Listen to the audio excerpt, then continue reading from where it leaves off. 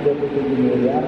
Kepolisian Resort Kota Banda Aceh menggelar rilis akhir sepanjang tahun 2024, mulai dari kasus narkoba hingga pelanggaran lalu lintas yang ditangani kepolisian setempat di Mapolresta Banda Aceh. Kapolresta Banda Aceh Kombes Pol Fahmi Irwan Ramli mengatakan, sepanjang tahun ini hingga per 23 Desember 2024, ada sekitar 1.933 kasus kriminal yang dilaporkan ke kepolisian setempat. Ini turun 9% dibandingkan tahun sebelumnya. Beberapa kasus menonjol lainnya seperti penindakan pelaku, penyeludupan dan transaksi perdagangan satwa liar dilindungi. Kemudian kasus judi online di warnet hingga tindak pidana penyalahgunaan bahan bakar minyak. Selanjutnya terkait kasus narkoba, ada sebanyak 107 laporan masuk dan semuanya diselesaikan sepanjang tahun 2024. Angka tersebut juga turun 17,8% dari tahun sebelumnya. Tahun ini pihaknya juga mengamankan barang bukti ganja total 5,39 kg dan sabu 10,2 kg serta miras 40,9 liter. Di sisi lain, tren pelanggaran lalu lintas naik 9% dengan jumlah total 3.614 pelanggaran dan denda Rp180.700.000. Sementara itu, laka lantas sebanyak 612 kasus atau turun 11%, dengan jumlah korban meninggal dunia sebanyak 35 orang atau turun 15% dibandingkan tahun lalu. Kapolresta juga menyampaikan kesiapan pihaknya dalam melakukan pengamanan libur Natal tahun 2024 dan Tahun Baru 2025.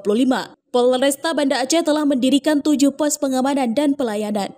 Dengan melibatkan 72 personel kepolisian, dikerahkan secara bergantian di pos-pos pelayanan terpadu tersebut, didukung oleh personel TNI dan sejumlah pemangku kepentingan lainnya. Langkah ini diambil untuk memastikan masyarakat dapat merayakan libur akhir tahun dengan aman dan nyaman. Tahun 2024, sama seperti tahun kemarin, kasus yang menonjol itu adalah terkait dengan kejahatan-kejahatan konvensional seperti pencurian, ya, kemudian termasuk pencurian kendaraan. Kemudian yang kedua adalah kasus-kasus terkait dengan penyalahgunaan narkotika, ya, narkotika.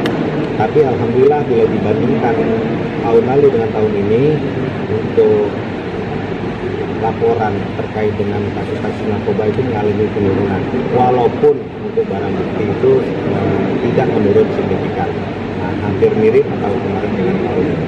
Nah, untuk Nataru, sebagaimana tadi saya sampaikan, kami mendekatkan pelayanan itu kepada masyarakat, sehingga kami membuat 7 pos yang terdiri dari 4 pos pengamanan gereja, di 4 gereja yang berada di wilayah hukum Kota Alam, dan yang kedua adalah pos pelayanan terpadu. Yang pertama adalah di Bandara Sultan Iskandar Muda, kemudian di Simpang Bundaran Lambaro, dan yang ketiga adalah di Lele untuk melayani masyarakat yang akan menyeberang ke Sabah.